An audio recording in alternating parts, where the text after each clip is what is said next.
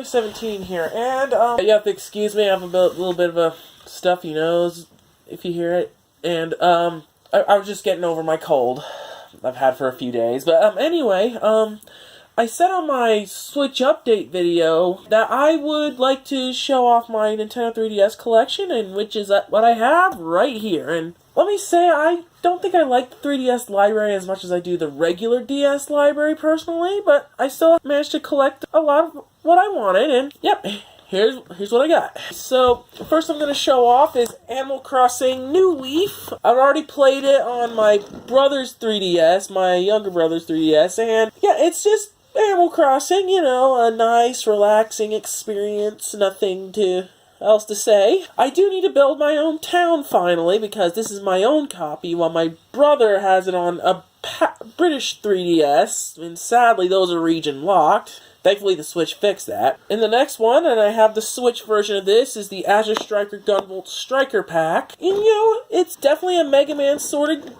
like, you know, it's a Mega Man sort of game, and it has the first two games, but shockingly, the first one is on PC as well, but they haven't released anything else for other systems, and I'm not sure why NT Creates is holding that back. I mean, there's also a spin-off on PS4 that features the Azure Striker characters, but yeah, I don't know why they haven't gone full multiplat with this one, but hey, the Azure Striker games are really good, and highly recommend you check them out. Next is another series of fighting games I'm still kind of barely into, but I don't have any of the console ones, but I have the more stripped down side game, Dead or Alive Dimensions.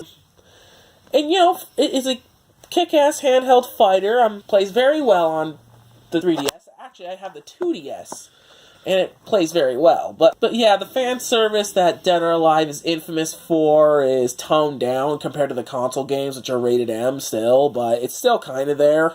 Still, pretty kick-ass fighter. Next one is Dragon Ball Z Extreme Butoden, another decently fun 3DS game, fighting game, but not as fun as Dead or Alive Dimensions, but still pretty fun. The visuals were done by Arc System Works, who did the Dragon Ball FighterZ on the Switch, PS4, Xbox One, and PC.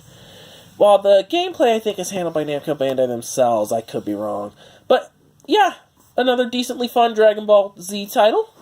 This next one I still haven't played yet, but it's Tom Clancy's Ghost Recon Shadow Wars. I thought to pick this one up because I've heard on Electric Playground, that's still around as a YouTube channel, recommended it as a buried treasure, so I thought I'd pick this up and one day give it a shot, and I picked it up really cheap too, by about a few bucks. Next one is Kirby Triple Deluxe, it's Kirby Triple Deluxe, no, there's no S in the end. Anyway, I've gotten plenty far in the game, I just need to get back to it and collect everything, because that's the thing with Kirby games, sometimes it's a little difficult to collect everything, even if you have all the game beat, and it's, you know, it's Kirby, it's simplistic, but yeah, this is a good game. The next one is The Legend of Zelda, A Link Between Worlds. Again, another game I played on my brother's British 3DS, but again, region locking. What was Nintendo thinking with that? But anyway, but yeah, from what little I played of it, it's really fun, and one of these days, I should do a full playthrough soon. The next one is Ocarina of Time 3D. I love the N64 original. I still have my N64 version, and I even have a PAL copy of the GameCube version via Collector's Edition and Master Quest, which this version has, which is awesome. And, you know, it's a solid remake of the classic N64 game, and it definitely has the game just right.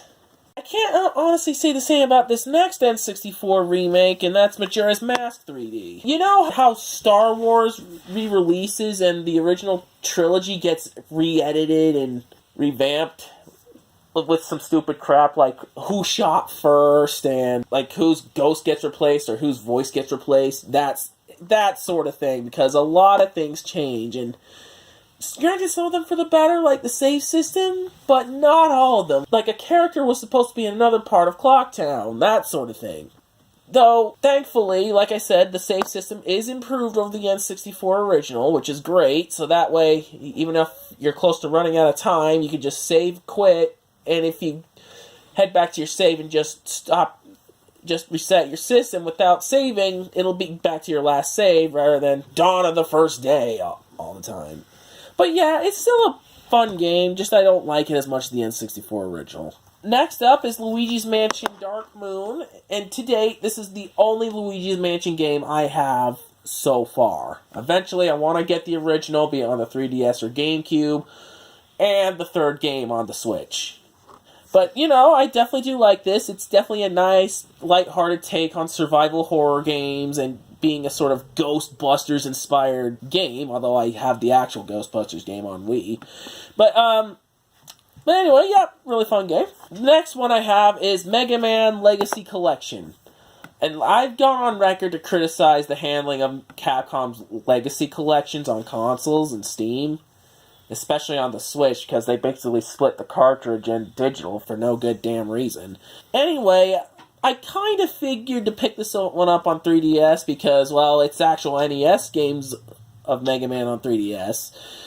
But I also kind of understood it from a technical perspective on why a 3DS cartridge would have 6 games rather than, say, a Blu-ray disc, because, let's be honest, they can fit more, and I expect better from Capcom on that. But anyway, yeah, this one's kind of worth picking up if you really want Mega Man on the go. Again, there are better collections. I'm still more partial to the Anniversary Collection on GameCube. I mean, button swap be damned, but yeah, don't tell Mega Man fans I said that. Oh wait, they'll know. But, yeah. Good collection. The next one I think is better than the Mega Man Legacy Collection is the Sega 3D Classics Collection. In Japan, it's supposed to be part of a series of different collections, but I think only America got one collection, and, you know, Switch got Sega Ages to be fair, but still. But it's definitely a good collection. You got some arcade games like Puyo Puyo 2, some Genesis games like Sonic the Hedgehog, some Master System games. Yeah. Like I said, 9 games, but it's still a pretty solid collection, better than the Mega Man one. So the next one I have, and, you know, it's one of my more uncommon finds, let's say, but it's an IP I've taken a liking to. Shantae and the Pirate's Curse. I was really lucky to find this at GameStop one day, and when I saw it, I'm like, oh yeah, I'm grabbing this, because nowadays, the post-Game Boy Color era of Shantae are mostly digital releases, and physical releases tend to be a little more limited run. Yeah, I was lucky to find a 3DS copy of this, but then again, that's what I said about finding Half Genie Hero on Wii U and Switch, too, and in a box condition. So, yeah. Still, Shantae's always good fun. The next one I have, and I've already showed this on Wii U and Switch, Shovel Knight, the very first version I picked up.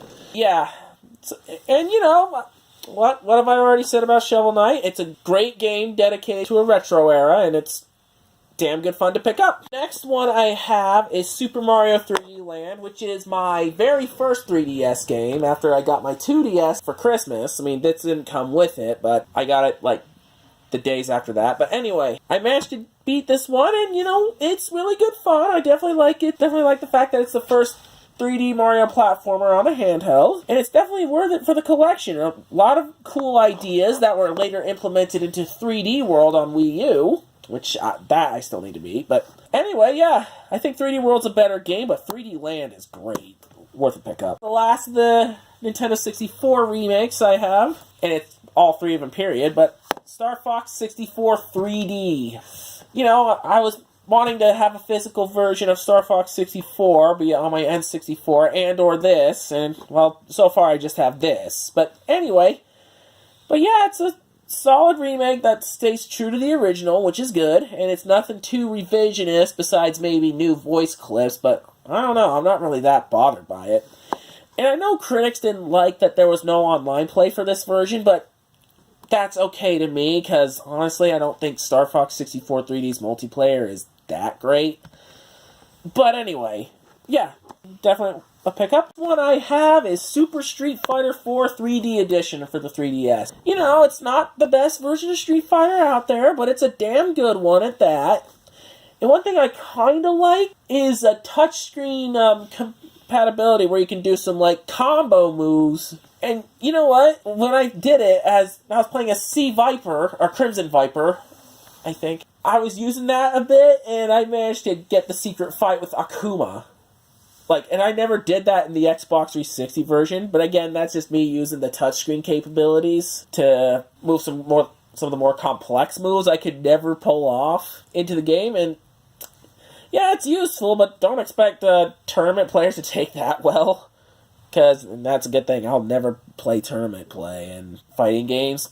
But yeah, anyway, even though it might be an irrelevant version, it's still a worthy pickup. So yeah, if you like fighting games on handhelds, definitely pick up Super Street Fighter 4 3D if you want a collection. And that is it, guys. If you like my channel, comment, subscribe. I've got a Duke Nukem 3D playthrough going on, and I'll have a new review up soon. So thank you for watching.